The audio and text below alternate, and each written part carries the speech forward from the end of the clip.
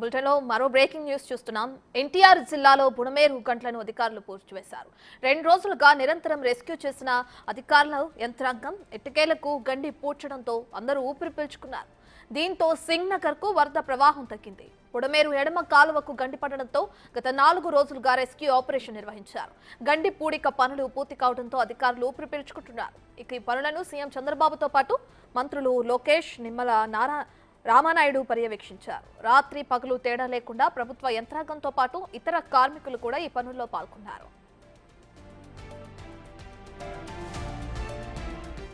దీనికి సంబంధించి పూర్తి డీటెయిల్స్ మా ప్రతినిధి శివ అందిస్తారు. రైట్ శివ, ఇప్పటికే చూసుకుంటే బుడమేరు వాగు పొంగటం వల్ల విజయవాడ మొత్తం మునిగిపోవడం మనం చూస్తున్నాం. దీనికి గండ్ల పూడ్చివేత పనులు పూర్తయినట్లు తెలుస్తుంది.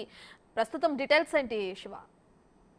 చూస్తుంటే కనుక కొండపల్లి శాంతినగర్ వద్ద కూడా బుడమనేరు వాగు 3వ గండుని ఎట్టకేలకు అధికారులు నిర్విరామంగా, ముఖ్యంగా ఆర్మీ అధికారుల సహాయము, అలాగే 6వ బెటాలియన్ మెడ్రాస్ వారి సహకారంతో పూర్తి చేసిన పరిస్థితి కనిపించింది.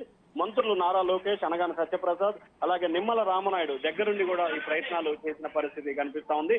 ఇరిగేషన్ శాఖ మంత్రి నిమ్మల రామనాయుడు మొన్న మధ్యాహ్నం నుంచి, అంటే దాదాపుగా 48 గంటల పాటు అక్కడే ఉండి పూర్తి స్థాయిలో ఈ పనులను స్వయంగా పర్యవేక్షించడంతో పాటు అధికారులని దగ్గరుండి మానిటరింగ్ చేసిన పరిస్థితి కనిపించింది.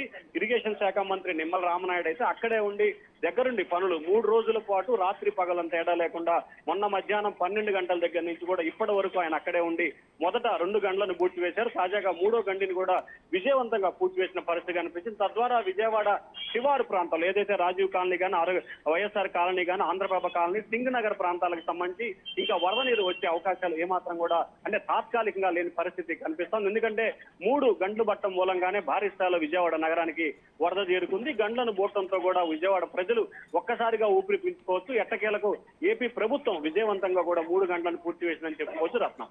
Right, thank you Shiva.